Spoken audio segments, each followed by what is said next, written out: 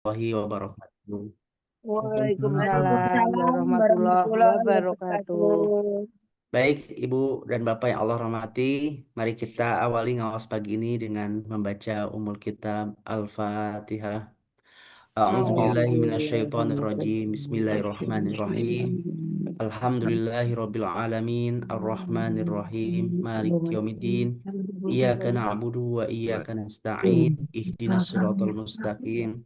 Siratal ladzina an'amta 'alaihim ghairil maghdubi 'alaihim waladdallin. Amin. Alhamdulillah, alhamdulillahilladzi arsala rasulahu bil huda wa dinil haqq liyuzhirahu 'ala dini wa kafa billahi syahida. Asyhadu an la ilaha illallah wa asyhadu anna Muhammadan abduhu wa rasuluh la nabiyya ba'da. Allahumma shalli ala sayyidina Muhammad wa ala ali Muhammad kama shallaita ala Ibrahim wa ala ali Ibrahim wa barik ala Muhammad wa ala ali Muhammad kama barakta ala Ibrahim wa ala ali Ibrahim fil alamin innaka Hamidum Majid. Alhamdulillah, puji sarang syukur kehadirat Allah Subhanahu wa taala. Allah telah mempertemukan kita dengan bulan Ramadan ini. Allah telah memberikan nikmat iman dan Islam kepada kita semua, dan Allah pertemukan kita dengan bulan Ramadan yang mulia ini. Ini adalah bulan yang dinantikan, ya, oleh orang-orang yang beriman, karena disinilah Allah memberikan banyak kesempatan untuk kita beribadah, ya, memohon ampun atas dosa-dosa yang kita lakukan. Dan ini adalah jamuan dari Allah, ya, sebagai kasih sayang Allah kepada umat kanjeng Nabi Muhammad SAW. Juga salawat beserta salam semoga senantiasa tercurah kepada baginda Nabi SAW, uswah hasanah, guru, kemudian juga teladan untuk kita semua yang syafaatnya kita nantikan di yaumil akhir kelak. Alhamdulillah, kita di memasuki hari kelima bulan Ramadan ini. Semoga Allah mampukan kita untuk bisa beribadah secara maksimal, ya, dengan ibadah terbaik kita, dan setiap orang tentu ingin setiap Ramadan yang datang itu adalah menjadi Ramadan terbaik dalam hidupnya. Begitupun kita semua. Tapi ya, sekali lagi kita ini adalah manusia yang uh, lemah, ya, dan kita mohon pertolongan dari Allah Subhanahu wa taala, gitu ya. Untuk beribadah pun kita mohon pertolongan kepada Allah. Berkat rahmat karunia Allah, ya, kita bisa bangun pagi, sahur, sholat subuh berjamaah, itu nikmat yang Allah turunkan kepada kita semua. Dan kita di juga diajarkan oleh Kanjeng Nabi Shallallahu Alaihi Wasallam untuk memohon pertolongan kepada Allah pun dalam hal ibadah. Ini ada satu nasihat, ya. Nasihat dari Rasulullah Shallallahu Alaihi Wasallam kepada sahabat yang bernama Muaz bin Jabal radhiyallahu anhu. Muaz ini adalah sahabat yang ahli ibadah. Beliau adalah sahabat yang paling tahu tentang halal dan haram. Ahli ibadah, ilmunya tinggi, ya. Dan kepada kepada orang sekualitas ini, Nabi memberikan pesan cinta, memberikan pesan doa yang beliau ajarkan kepada sahabat Muaz. Jadi sahabat Muaz ini adalah seorang sahabat yang dulu pernah diutus oleh Nabi untuk berdakwah ke negeri Yaman, ya, negeri Yaman sebelah selatan dari kota Madinah. Nasihat Nabi kepada Muaz bin Jabal ini, ya, bahwa pada suatu hari Rasulullah Shallallahu Alaihi Wasallam memegang tangan Muaz bin Jabal. Bayangkan, ya, ini penuh kasih, penuh sayangnya, ya. Ini juga bisa bisa praktekkan kepada anak kita ketika memberikan nasihat, ngobrol, pegang tangannya. Rasulullah pegang tangannya Muaz bin Jabal ini. Rasul berkata, wahai Muaz, demi Allah, sungguh aku mencintaimu. Siapa yang nggak bergetar coba? Nabi memegang sahabatnya. Terus Nabi bilang, demi Allah, sungguh aku mencintaimu. Ya, kalau kita perhatikan ini nasihat Nabi kepada Muaz, ya, diawali dengan ungkapan cinta, ya. Karena memang nasihat yang kuat itu lahir dari kasih sayang, ya. Kemudian Nabi bersabda, ya. Nabi menitipkan pesan kepada Muaz, ya, untuk beristi'anah tuh ya. Di sini ada bu isti'anah ya, untuk memohon pertolongan kepada Allah. Nabi mengajarkan doa kepada Muaz. Bacalah ya, kemudian beliau bersabda, bacalah Allahumma a'ini ala zikrika wa syukrika wa husni ibadatik. Ya Allah, tolonglah aku untuk mengingatmu, bersyukur kepadamu, dan beribadah kepadamu dengan sebaik-baiknya. Ini adalah permohonan ya kepada Allah, pertolongan Allah untuk kita diberi kemampuan untuk bisa berzikir, untuk bisa bersyukur, untuk beribadah kepada Allah Subhanahu wa taala ya. Allahumma a'ini, tolonglah aku ya Allah. Artinya kita tidak mampu beribadah tanpa pertolongan Allah ya. Untuk bangun sholat pun itu karena pertolongan Allah, itu karena hidayah dan pertolongan Allah Subhanahu wa taala. Ala zikrika, untuk mengingatmu, bahkan untuk berzikir saja kita butuh bantuan dari Allah Subhanahu wa taala. Wa syukrika, untuk bersyukur kepadamu. Banyak nikmat tapi sedikit yang benar-benar bersyukur. Nah, wa husni ibadatik, untuk beribadah dengan baik, bukan sekedar ibadah tapi ibadah yang berkualitas dan diterima ya. Amal yang baik dan soleh ya. Ini pelajaran penting ya. Nabi memberikan wejangan kepada sahabat yang terkenal kesolihannya, fakih ya, ahli dalam hal ilmu fikih, tahu tentang hal haram. Ketika akan melepas Muaz, Nabi mengingatkan ini. Bacalah Allahumma a'ini ala zikrika wa syukrika wa husni ibadati. Ini pelajaran penting. Nabi SAW mengajarkan doa ini ya untuk dibaca oleh kita, dibaca oleh Muaz. Ini juga pesan untuk kita, untuk dibaca oleh kita semua. Setiap selesai sholat kita baca ini. Allahumma a'ini ala zikrika wa syukrika wa husni ibadati. Ini memang adalah permohonan kita kepada Allah. Dan inti kehidupan seorang mukmin adalah untuk ibadah dan isti'anah, memohon pertolongan. Ya. Bahkan sahabat mulia seperti Muaz bin Jabal tetap diajarkan untuk meminta bantuan Allah. Jika Muaz saja butuh doa ini, tentu apalagi dengan kita. Tentu relevansinya dengan bulan Ramadan ini, Ramadan ini kan adalah musim ataupun juga waktu yang kita untuk bisa fokus beribadah. Namun juga agar sukses kita harus banyak membaca doa ini, memohon pertolongan kepada Allah, karena tanpa pertolongan Allah, puasa mungkin terasa berat, taraweh mungkin terasa melelahkan, tilawah terasa sulit. Tentu ini adalah renungan buat kita semua. Nasihat ini bukan hanya untuk Muaz bin Jabal, tetapi untuk seluruh umat, untuk kita semua. Cinta Nabi SAW kepada Muaz dibuktikan dengan doa terbaik yang beliau ajarkan. Semoga kita juga termasuk orang yang dibantu, ditolong Allah untuk bisa berzikir, untuk bisa bersyukur, untuk bisa beribadah dengan baik. Amin ya rabbal alamin. Baik Ibu dan Bapak yang Allah rahmati, kisah tentang diutusnya Muaz bin Jabal ini ke Yaman, gitu ya. Jadi ketika Rasulullah Shallallahu Alaihi Wasallam mengutus Muaz bin Jabal ke Yaman, itu bukan keputusan biasa. Ini adalah keputusan strategis dan penuh hikmah. Kita juga bisa belajar tentang bagaimana Rasul menentukan pilihan siapa, the right man on the right place ya.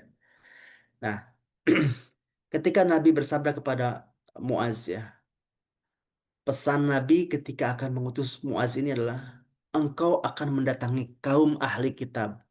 Karena artinya apa? Ini misi penting dan membutuhkan kapabilitas khusus. Akan mendatangi kaum yang mereka sudah tahu tentang mereka karena sering berinteraksi dengan orang Nasrani, orang Yahudi ya di Yaman itu, orang-orang Yaman. Nah, ini misi penting dan membutuhkan kapabilitas dan kapasitas khusus. Dan mengapa Nabi Shallallahu Alaihi Wasallam memilih Muaz bin Jabal? Ada beberapa alasan ya.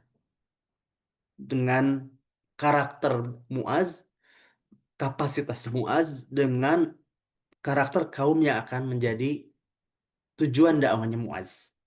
Kepada kaum seperti apakah Muaz ini akan diutus? Pertama adalah tentang keilmuannya, ya.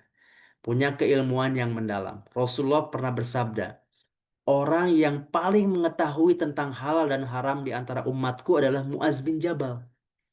Jadi sebuah keistimewaan dari Muaz bin Jabal. Ini menunjukkan tentang pemahaman fikihnya kuat, ya. Hafal Al-Quran, ya. Mampu menjelaskan hukum dengan jelas, ya. Dan Yaman itu bukan tempat dakwah dasar, bukan orang yang belum kenal agama, tapi tempat dakwah yang memerlukan argumentasi kuat, ya. Karena mereka biasa sudah berinteraksi dengan orang-orang ahli kitab. Yang kedua, kecerdasan dan kemampuan dialognya Muaz bin Jabal. Penduduk Yaman banyak yang beragama Yahudi dan Nasrani atau ahli kitab. Muaz ini adalah orang yang pandai berdialog, orangnya tenang, ya, dan sistematis dalam penyampaian ajaran, ya. Dalam komunikasinya pun juga terstruktur, ya. Nabi bahkan mengajarkan metode dakwah bertahap kepada Muaz ini. Ajak mereka kepada tauhid. Jika menerima, ajarkan sholat, lalu zakat. Ini menunjukkan Muaz adalah sosok yang membawa misi besar, ya, utusan Nabi Shallallahu Alaihi Wasallam. Yang ketiga adalah tentang kedewasaan dan amanahnya.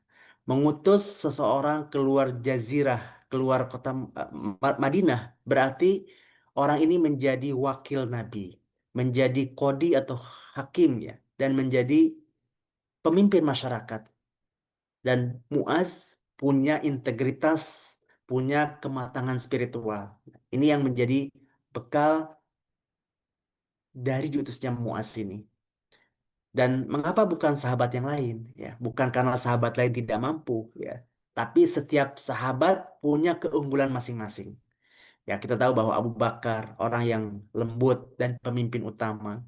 Umar bin Khattab, ya, orangnya tegas, kuat dalam kepemimpinan. Sahabat Utsman bin Affan, ya, pemalu dan dermawan. Sahabat Ali bin Thalib, ya, dalam hal ilmu dan hikmah. Dan Muaz unggul dalam hal fikih, unggul dalam pengajaran hukum, dan unggul dalam argumentasi dengan ahli kitab. Dan Nabi Shallallahu Alaihi Wasallam menempatkan orang itu sesuai kapasitasnya. Ya. Ini pelajaran kepemimpinan yang luar biasa dari Kanjeng Nabi. Ya. Dan kalau kita telaah, ya, bagaimana sih karakter dari penduduk Yaman ini? Orang Yaman ini terkenal dengan orang yang lembut hatinya. Rasulullah pernah bersabda, telah datang kepada kalian penduduk Yaman. Mereka adalah orang yang paling lembut hatinya dan paling lunak perasaannya. Iman itu ada di Yaman dan hikmah itu dari Yaman. Hadis riwayat Bukhari dan Muslim. Nah, mereka itu dikenal dikenal sebagai orang yang mudah menerima kebenaran, ya, dan hatinya halus, ya, nggak keras seperti sebagian kabilah Arab di Jazirah Arab itu, ya. Dan mereka adalah orang yang berperadaban, ya, dibandingkan dengan suku-suku yang lain itu, ya. Mereka sudah punya struktur masyarakat yang jelas, ya. Berbeda dengan suku Baduy. Yaman sudah punya struktur pemerintahan, mereka sudah punya pertanian yang udah maju dan interaksi dengan negara besar sudah sering dilakukan dengan Romawi, dengan Persia, ya. Dan mereka punya tradisi keilmuan, ya, karena berinteraksi dengan orang-orang ahli kitab. Maka dakwah di sana membutuhkan pendekatan yang ilmiah, pendekatan dengan hikmah, ya. Nah, ini juga pelajaran besar buat kita semua bahwa dakwah itu butuh ilmu, butuh strategi, dan pemimpin harus menempatkan orang sesuai dengan kapasitasnya, sesuai dengan kapabilitasnya. Dan karakter orang juga menentukan metode dakwahnya, itu, ya. Ini juga renungan buat kita semua, ya. Jika Nabi saja menempatkan orang sesuai kompetensinya, maka dalam kehidupan kita pun, dalam organisasi, dalam keluarga, dalam tim kerja, itu kita harus memilih orang yang sesuai kemampuan, bukan sekedar koneksi atau kedekatan, kapasitas kapabilitasnya, the right man on the right place.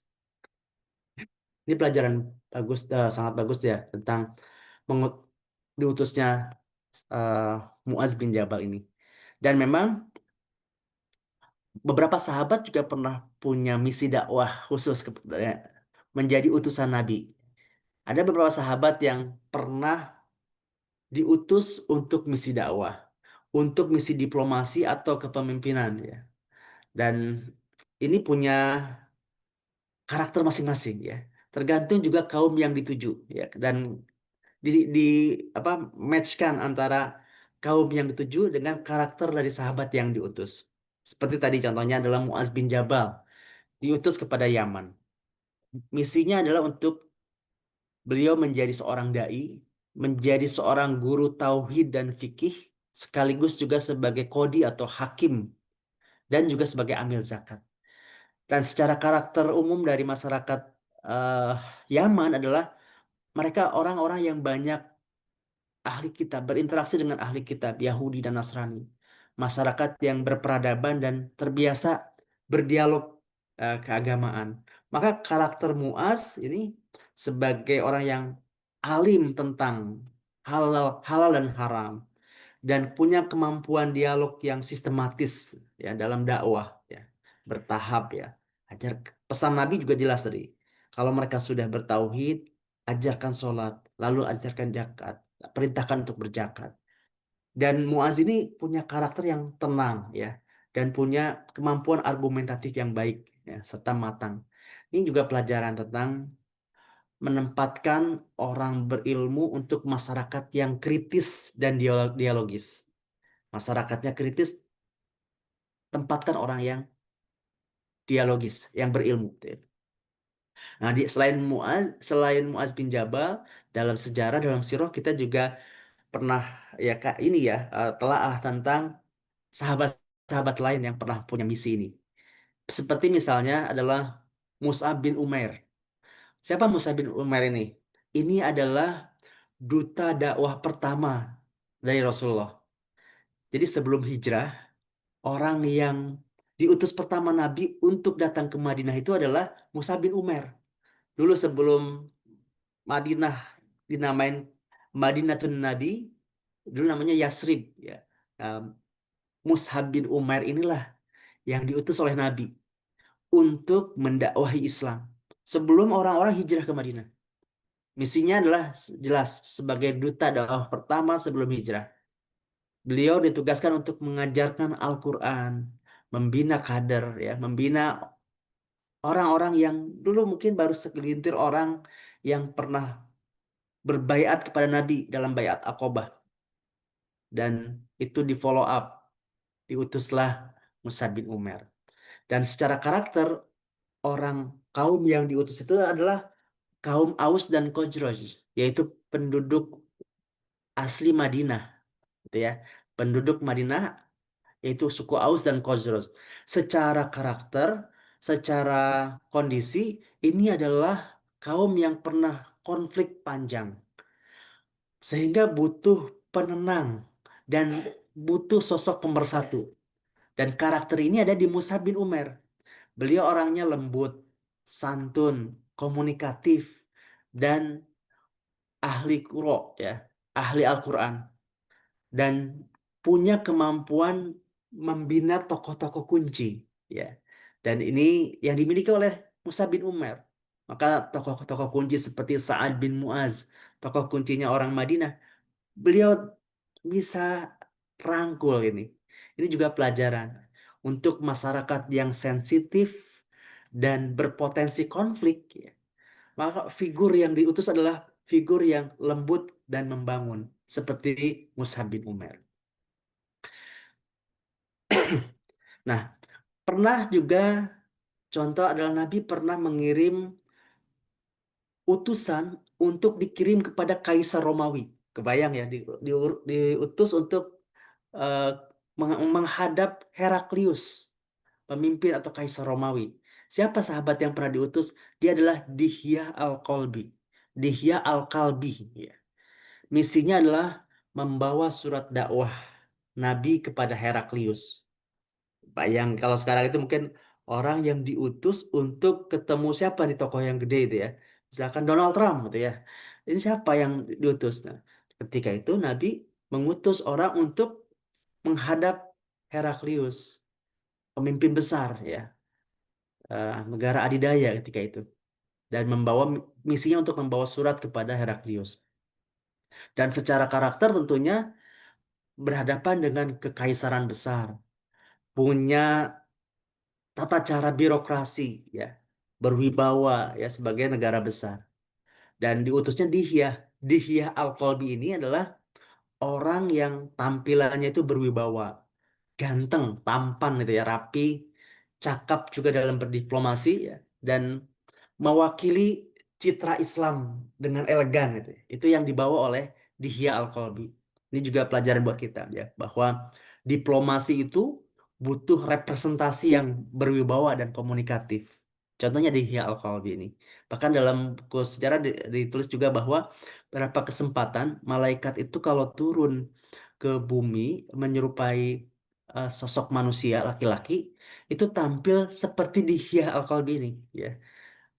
Berarti gambaran tentang dia ini orangnya ganteng, wibawa gitu ya. Dan pernah diserupakan dengan malaikat ketika eh, menyerupai laki-laki mirip dengan Dihya Al-Qalbi gitu ya. Menyerupakan seperti Dihya Al-Qalbi.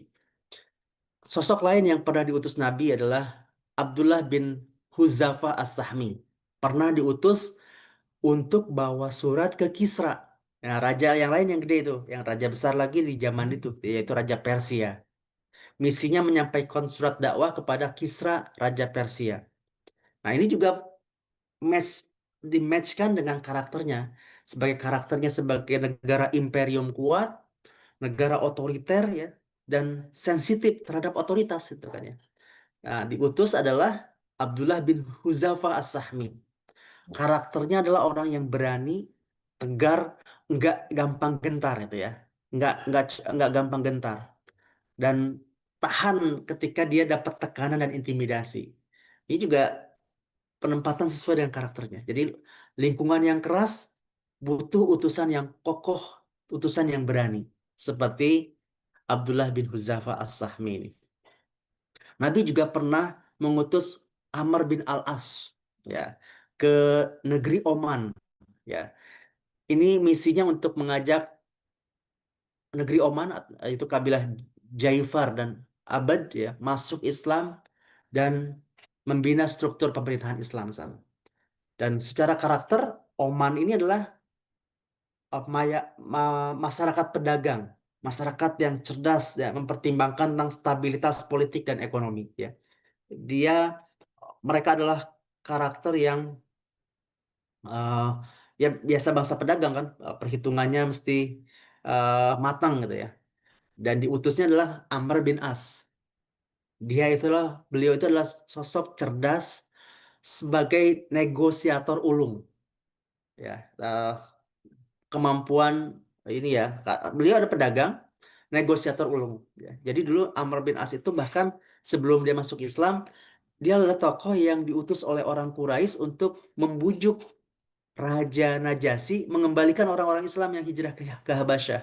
Nah, setelah masuk Islam, kemampuannya dioptimalkan untuk Islam ya. Beliau diutus ke negeri Oman ya. Dia punya kemampuan yang eh, spesifik ya tentang negosiator ulung ya. Paham politik dan realitas sosial. Amr bin As juga orang yang berjasa untuk membebaskan Mesir ini ya tanpa banyak peperangan gitu ya. Karena kemampuan beliau untuk membaca peta politik dan realitas sosial. Ini juga pelajaran ya, masyarakat yang rasional seperti para pedagang di Oman ini ya. Masyarakat yang rasional dagang perlu pendekatan strategis dan realistis. Ya. Pun juga dengan sahabat lain yang pernah diutus adalah Ali bin Abi Thalib misalkan. Ini kemampuannya sama hampir mirip seperti karakter yang juga dimiliki oleh sahabat uh, Muaz bin Jabal. Ya, Sayyidina Ali ya tentu adalah seorang di antara sahabat yang paling unggul dalam hal keilmuan itu kan ya. Misinya menjadi seorang kodi pernah diutus, beliau juga pernah diutus untuk ke negeri Yaman yang lain, dia kan Yaman luas ya. Pernah diutus ke sana untuk eh, menghadapi suku-suku yang beragam ya, dan butuh keadilan dan pembinaan hukum. Maka diutus Sayyidina Ali ya. Dalam hal ilmu dan hikmah, beliau adalah orang yang sahabat yang unggul, tegas dalam keadilan dan berwawasan luas. Ini juga tentang penegakan hukum yang dibutuhkan di negeri yang diutus ketika itu ya. Follow up dari diutusnya eh, sahabat ketika setelah Fatu Mekah. Dan kalau kita lihat di sini ya, pola kepemimpinan Nabi Shallallahu Alaihi Wasallam, Nabi menerapkan the right man in the right place ya, menempatkan orang sesuai dengan kapasitas dengan kapabilitasnya. Dan kecerdasan lainnya adalah pembacaan dari karakter masyarakatnya. Ahli kitab, orang yang alim dan dialogis ya, itu diutus orang yang punya kemampuan untuk berdialog, untuk eh, berdiskusi keagamaan atau keilmuan ya. Berhadapan dengan imperium keras ya, diutus orang yang berani ya. Berhadapan dengan masyarakat yang sensitif, rawan konflik, dihadapkan dengan orang yang lembut, ya. Dan Nabi juga memerintahkan untuk metodologi bertahap dan penuh hikmah. Pesan kepada Muaz bin Jabal, tauhidnya dulu. Kalau mereka sudah bertauhid, ya, sudah beriman, lalu ajarkan sholat, lalu bangun sistem sosial. Ini tentang sistematikanya. Dan kalau kita di sini lihat ya bahwa utusan ini adalah representasi akhlak Islam ya, baik itu keilmuannya, integritasnya maupun juga komunikasinya.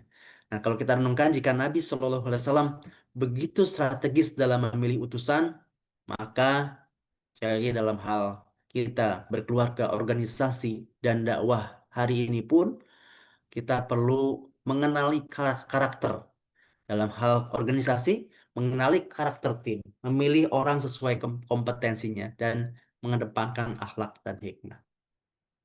Nah, kembali ke kisah tentang tadi di awal ketika Nabi bertemu atau melepas Muaz bin Jabal. Ketika perpisahan antara Rasulullah dengan Muaz bin Jabal, ini tuh di akhir-akhir periode Hijriah. Jadi tahun ke-9 atau tahun ke-10 gitu kan ya. Nabi mengutus Muaz bin Jabal ya. Setelah haji bukan ya itu ya. Setelah haji wada ya. Dan ini ada perpisahan Nabi yang mengharukan dengan Muaz bin Jabal. Kebayang tadi ya, ketika ah, Nabi ingin melepas Muaz ini, dipegang tangannya Muaz. Nabi mengatakan, demi Allah aku mencintaimu gitu ya. Terus diajarkan, ingat ya baca Allahumma aini ala zikrika wa syukrika wa husni ibadatik ya. Pesan untuk memohon pertolongan kepada Allah dalam hal ya supaya Allah memberikan kekuatan kemampuan kita untuk berzikir, mengingat Allah ya, kemudian bersyukur dan bisa beribadah. Kemudian Rasulullah ketika itu kemudian ada momen yang sangat menyentuh. Nabi berjalan kaki mengantar Muaz. Kebayang ya, Muaz diantar ke batas kota yang Muaz yang sudah berada di atas tunggangannya ya. Nabi sebagai seorang pemimpin ya, pemimpin besar berjalan kaki melepas sahabatnya ini ya. Menunjukkan kerendahan hati, menunjukkan cinta. Dan lalu Nabi SAW berkata, wahai Muaz, boleh jadi engkau tidak akan bertemu lagi denganku setelah tahun ini. Bisa jadi engkau akan melewati masjidku dan kuburku. Ini kata-kata Rasulullah yang kemudian membuat Muaz menangis nggak terseduh-seduh.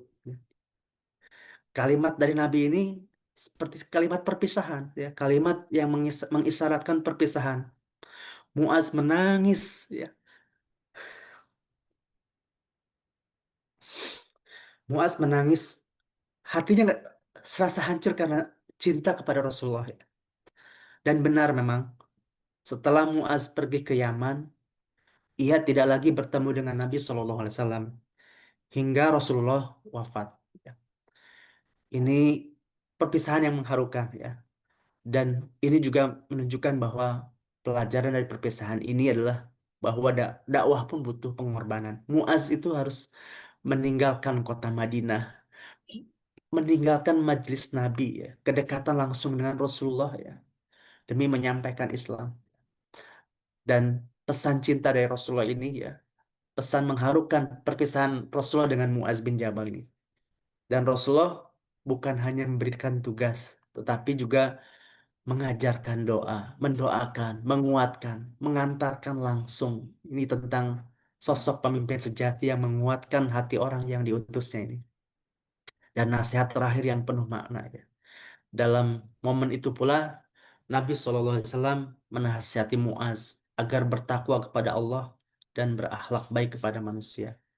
Ini menunjukkan bahwa inti dakwah bukan hanya ilmu, tetapi juga akhlak. Dan Muaz rela jauh dari Nabi demi dakwah, ya, demi amanah dari Nabi Shallallahu Alaihi Wasallam. Dan kalau kita membayangkan betapa cinta kepada Rasulullah bukan hanya dengan tentu ini eh, Nabi ya cinta sama kita dengan Muaz, cinta kepada kita semua umatnya. Dan kalau kita bayangkan Muaz ketika selesai dari misinya, beliau kembali ke Madinah melewati Masjid Nabawi dan benar saja. Benar-benar apa yang disampaikan oleh Nabi ya. Benar-benar mendapati Nabi telah wafat ya. Betapa sedihnya. Namun itulah harga dari amanah. Dan semoga Allah menjadikan kita semua amanah dalam tugas, ikhlas dalam berikhtiar, berdakwah, dan siap berpisah dengan dunia dalam keadaan membawa amal soleh. Amin. Baik, Ibu Bapak yang Allah hormati, ini kisah tentang nasihat Nabi kepada Muaz bin Jabal. Nabi juga mengajarkan kepada kita untuk kita memohon selalu senantiasa memohon pertolongan kepada Allah ya. Bahkan orang seperti Muaz pun dinasihati Nabi, perbanyaklah doa ini. Allahumma a'ini ala zikrika wa syukrika wa husni ibadatik. Mohon pertolongan kepada Allah agar bisa berzikir, bersyukur dan beribadah kepada Allah. Dan Nabi juga mengajarkan kepada kita satu doa ya, doa agar kita senantiasa dalam perlindungan Allah, dalam uh, pertolongan Allah. Doanya Allahumma rahmataka arju. Ya Allah, hanya rahmatmu yang aku harapkan. Allahumma rahmataka arju. Fala Arti takilni ila nafsi torfata'in. Maka takil jangan engkau serahkan aku kepada diriku sendiri walau sekejap mata. Wa aslih li sya'ni kullah. Perbaikilah seluruh urusanku. La ilaha illa anta. Allahumma rahmataka arju. Fala takilni ila nafsi torfata'in. Wa aslih li sya'ni kullah. Jangan engkau serahkan aku kepada diriku sendiri walau sekejap mata. Jika Nabi Shallallahu Alaihi Wasallam saja takut dibiarkan tanpa pertolongan Allah walau sesaat, tentu saja kita lebih membutuhkan lagi. Kita membutuhkan. Ya kita tidak mampu tanpa pertolongan Allah. Kita beribadah tidak kuat tanpa pertolongan Allah. Istiqomah tidak mungkin tanpa pertolongan Allah. Maka dan Ramadan ini tidak akan maksimal tanpa pertolongan Allah. Maka mohon pertolongan pada Allah untuk bisa berzikir, bersyukur, dan beribadah kepada Allah dan senantiasa mohon pertolongan dari Allah Subhanahu wa taala. Mungkin ini eh, kisah pagi hari ini semoga mendapat inspirasi dan bermanfaat untuk kita semua. Demikian, terima kasih untuk kebersamaannya. Silakan kalau ada tambahan tausiah.